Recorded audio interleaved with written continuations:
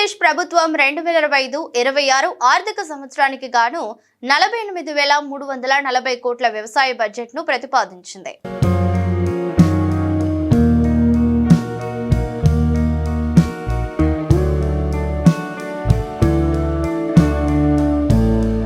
రాష్ట్ర వ్యవసాయ శాఖ మంత్రి కింజరపు అచ్చెన్నాయుడు అసెంబ్లీలో ఈ బడ్జెట్ ను సమర్పిస్తూ స్వర్ణాంధ్ర లక్ష్య సాధన దిశగా చర్యలు తీసుకుంటున్నామని ప్రకటించారు.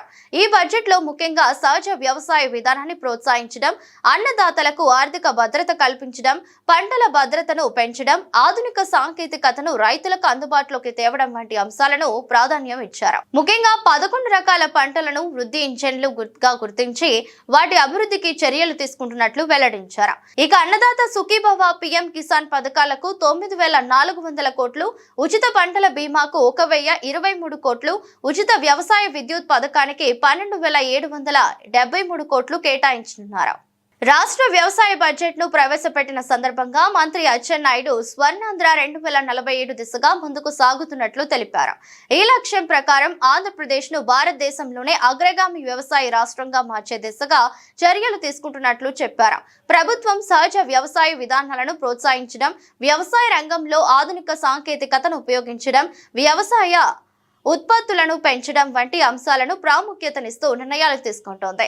అయితే ప్రశ్న ఏమిటంటే, ఈ లక్ష్యాన్ని చేరుకోవడానికి ప్రభుత్వం చేపడుతున్న చర్యలు ఎంత మేరకు సమర్థవంతంగా ఉన్నాయి?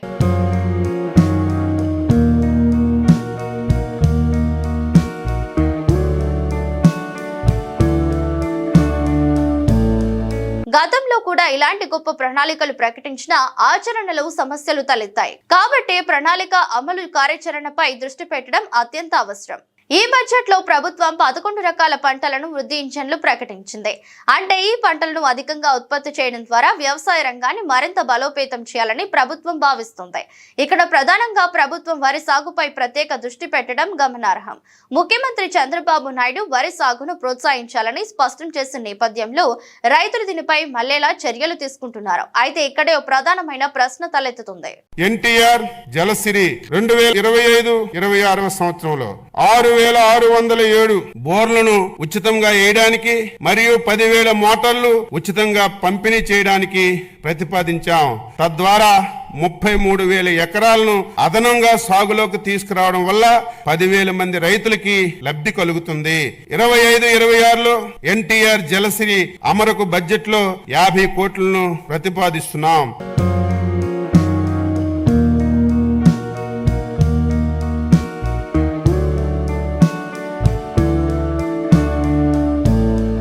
కాబట్టి ప్రభుత్వం తగిన విధంగా నీటి వనరుల నిర్వహణపై ఎంత ప్రాధాన్యం ఇస్తుంది.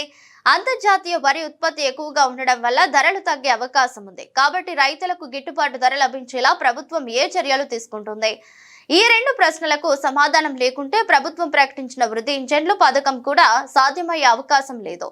నిజంగా రైతులకు మేలైనా రైతులకు ఉచిత పంటల బీమా పథకాన్ని మరింత బలోపేతం చేస్తూ ఈసారి 1,023 కోట్లు కేటాయించారు. పంట నష్టపోతే ప్రభుత్వమే పరిహారం అందించేందుకు ఈ నిధులు వినియోగించనున్నారు. అయితే గత అనుభవాలను చూస్తే రైతులకు నిజమైన పరిహారం అందేలా ప్రభుత్వం పనిచేస్తుందా అనే ప్రశ్న తలెత్తుతుంది. గతంలో పంట నష్టపోయిన బీమా పరిహారం చాలా ఆలస్యంగా వచ్చింది. బీమా అమలు ప్రక్రియ క్లిష్టంగా ఉండటంతో చాలా మంది రైతులకు దీని లబ్ధి అందలేదు. బీమా నిబంధనలు చాలా కఠినంగా ఉండటంతో రైతులకు మరింత ఇబ్బంది ఏర్పడింది. ఇప్పుడు ప్రభుత్వం నిజంగానే ఈ సమస్యలను పరిష్కరించేందుకు ప్రయత్నిస్తే ఈ పథకం రైతులకు నిజమైన మేలు చేకూర్చే అవకాశం ఉంది.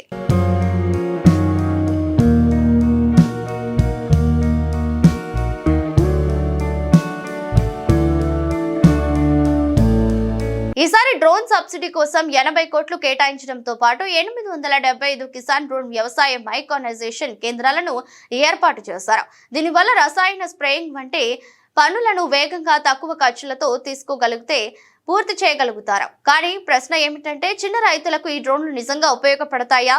వీటిని కొనుగోలు చేయడానికి వారికి అవసరమైన మద్దతు లభిస్తుందా? డ్రోన్ టెక్నాలజీ వాడేలా రైతులకు శిక్షణ ఇస్తారా? ప్రభుత్వం ఈ అంశాల్లో స్పష్టత ఇవ్వకపోతే డ్రోన్ సబ్సిడీ పథకం కూడా కేవలం పేరుముకే పరిమితమవుతుంది. ఉచిత వ్యవసాయ విద్యుత్ పథకం రైతులకు 9 గంటలు ఉచిత విద్యుత్ సరఫరాకు మన ప్రభుత్వం కట్టుబడి ఉంది.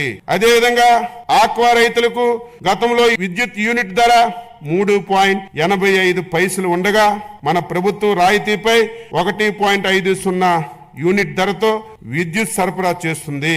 2025-26 సంవత్సరానికి ఈ రెండు పథకాల అమలు కోసం 12,773.25 కోట్లు ప్రతిపాదిస్తున్నాము.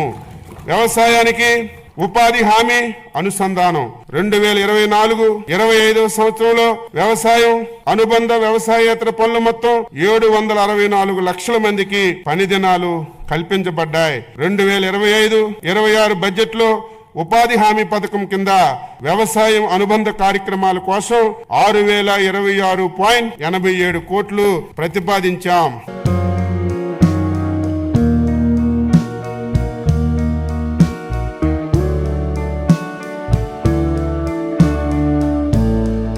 రైతులకు ఉచిత విద్యుత్ అందించేందుకు 12,773 కోట్లు కేటాయించడం జరిగింది. ఇది రైతులకు ఒక గొప్ప శుభవార్త. ఎందుకంటే పెరిగిపోతున్న విద్యుత్ ఛార్జీలతో వ్యవసాయ పనుల ఖర్చు భారీగా పెరుగుతుంది. అయితే గతంలో కూడా ఉచిత విద్యుత్ ఇచ్చామని చెప్పిన ప్రభుత్వాలు డిస్కంలకు తగిన సబ్సిడీ అందించకపోవడంతో రైతులకు విద్యుత్ సరఫరాలో అంతరాయం ఏర్పడింది. కాబట్టి ప్రభుత్వం తగిన నిధులను విడుదల చేస్తూ నిరంతర విద్యుత్ సరఫరా చేసేలా చర్యలు తీసుకోవాలి. రైతులకు సాంకేతికంగా మేలైన యాజమాన్య పద్ధతులను చేపట్టడానికి స్మార్ట్ అగ్రికల్చరల్ మరియు ప్రెసిషన్ అగ్రికల్చర్ విధానాలు తీసుకురావడానికి రాష్ట్ర ప్రభుత్వం తగు చర్యలు తీసుకుంటుంది. ఫార్మర్ రిజిస్ట్రీ ద్వారా రాష్ట్రంలో భూమి కలిగి ఉన్న ప్రతి రైతుకి ప్రత్యేక గుర్తింపు సంఖ్యనిస్తున్నాం. ఈ గుర్తింపు సంఖ్య ఆధారంగా ప్రభుత్వ పథకాలను రైతులకు సులభతరంగా అందించడానికి వీలు కలుగుతుంది. పంట సాగు చేసి ప్రతి వాస్తవ సాగుదారుని వివరాలు ఈ పంటలో నమోదు చేయడం వల్ల అసలైనటువంటి రైతులకు పంటల బీమా, వడ్డీ లేని రుణాలు, మద్దతు ధర, ఇన్పుట్ సబ్సిడీ మొదలగు సంక్షేమ పథకాలు అందిస్తున్నాం. ఏపీఎస్ఎస్ యాప్ ద్వారా రైతులు పొలాల్లో గమనించి పురుగులు, తెగుళ్లు ఉధృతి, పోషకాహార లోపాలను అంచనా వేసి తగు నివారణ చర్యలను రైతులకు తెలియజేస్తున్నాం. అర్హులైన కౌలు రైతులను గుర్తించి వారి కౌలు హక్కు కార్డులను జారీ చేసి సులభతరంగా పంట రుణాలు, ప్రభుత్వ సంక్షేమ పథకాల లబ్ధి అందించేందుకు కొత్త కౌలు చట్టం తీసుకురావడానికి చర్యలు తీసుకుంటున్నాం.